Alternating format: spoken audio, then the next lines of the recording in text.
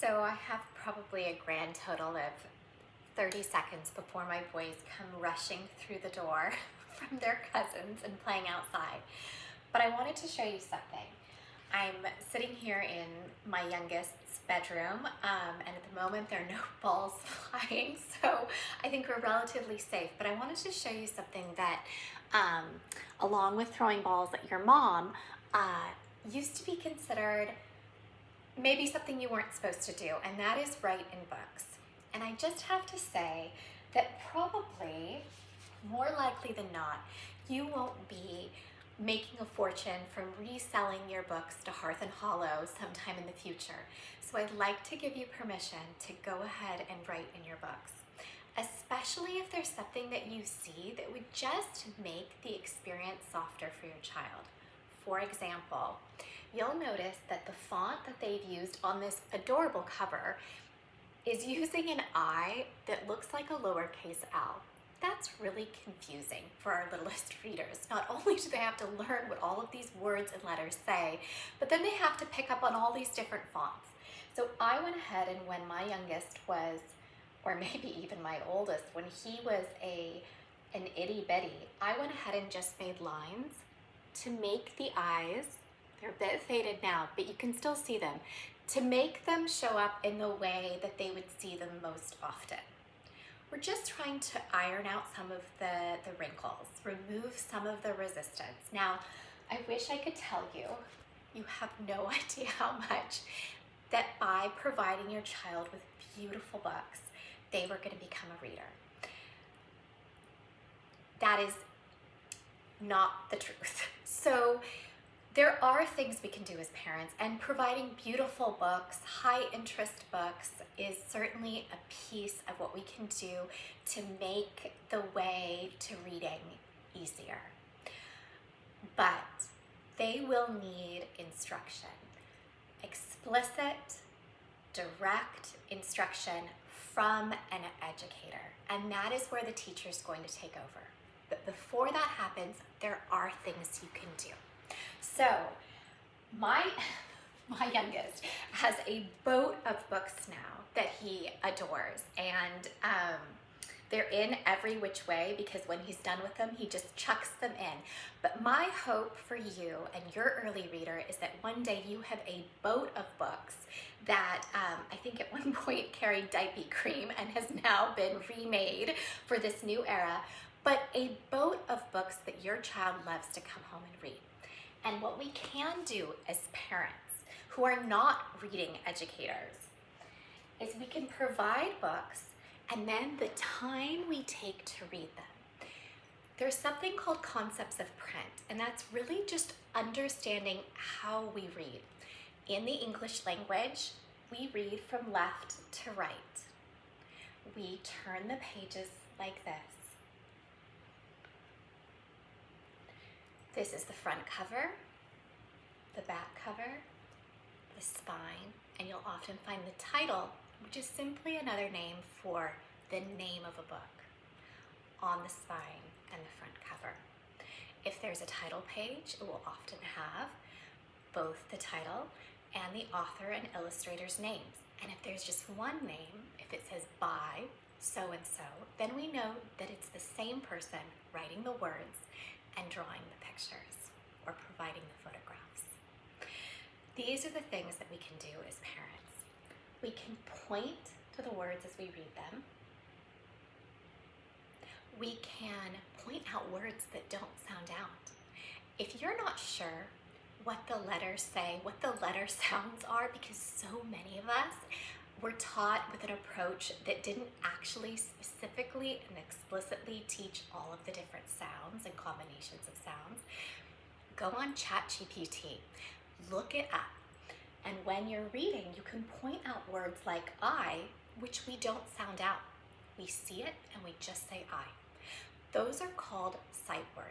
And I is not only a sight word, a word we have to know by sight because we can't sound it out or stretch it out, but it's also a high frequency word. There are high frequency words, words that show up in our language and our literature all the time. There are sight words, words that we cannot sound out and use our word rules on. And then there are some that are both sight words and high frequency words. There are lists that include most of the time both sets of those words all mixed in a jumble. You can find them on Google, you can find them using ChatGPT, but that will remind you of the number of words in our English language that you actually can't sound out and you just have to see. Then, if you have a sense for what those words are, I would recommend underlining or highlighting them. And if it's a board book like this and it's shiny, just use a Sharpie, so that your child is picking up words like MY spells mine. If you circle that word, then every time it comes up, they notice. There's also products like highlighter tape that places like Lakeshore Learning sell that you can use, and you can put the tape over the words that you want to stand out to your child. But honestly, buy used books if you're worried about reading or writing in them. But let's be honest, sometimes the little marks that we make to help our children become readers really do become the most treasured parts of the book later on.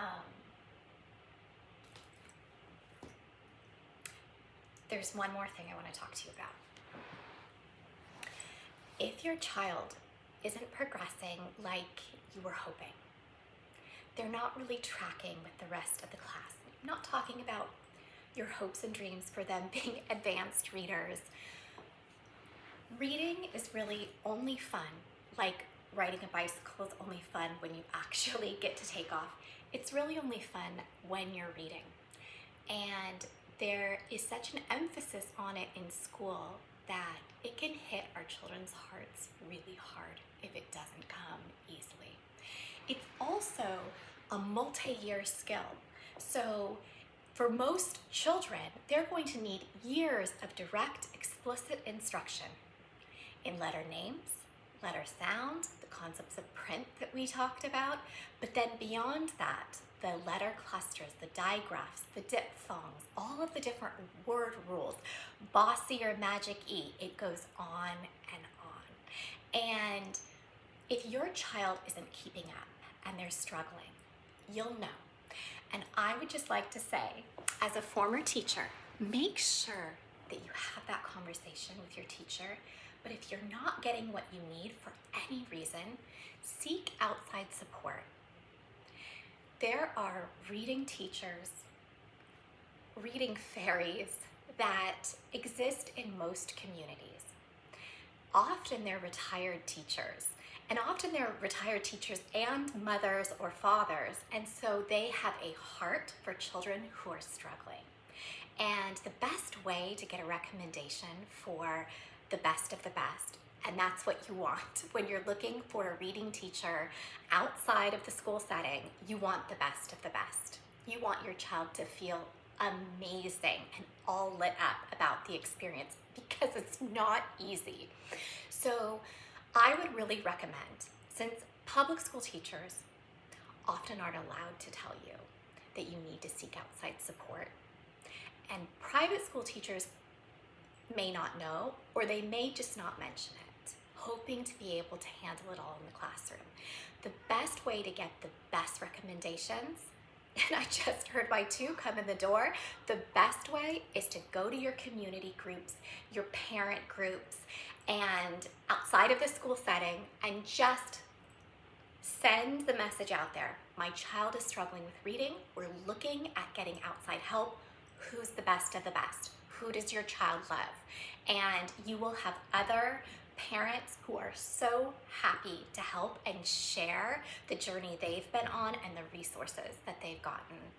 Remember, you as the parent are not an expert on reading, and reading is not just something that falls from the sky and lands on us. It is not a magical process. The science of reading is real, and we want to make sure that your child has all the tools in their toolkit to become a successful reader and to love reading. And that really begins with giving them what they need when they're ready for it. Thanks so much for sticking with me on this. I know it's a lot, But I want to say sometimes we as parents don't reach out for help because we think it might be us that's the problem. And even worse, we're worried that it might be our child and it's just too much to take in. But I promise you, it's not you. It's not your child. Your child is exactly who they are supposed to be on this planet. And sometimes we all just need a little more and a little extra, and that help is there. If not in person, then there are resources online, and you can get access to quality educators who will work with your child and hold your hand, and it's an incredible opportunity to learn and grow and have skills for later. And if at the very least you are just teaching your child that when we struggle, we can ask for help and help will come, that is a lesson that will last a lifetime. So be brave, Mama and Papa Bears. Huh? Oh, I'm so And my children are home.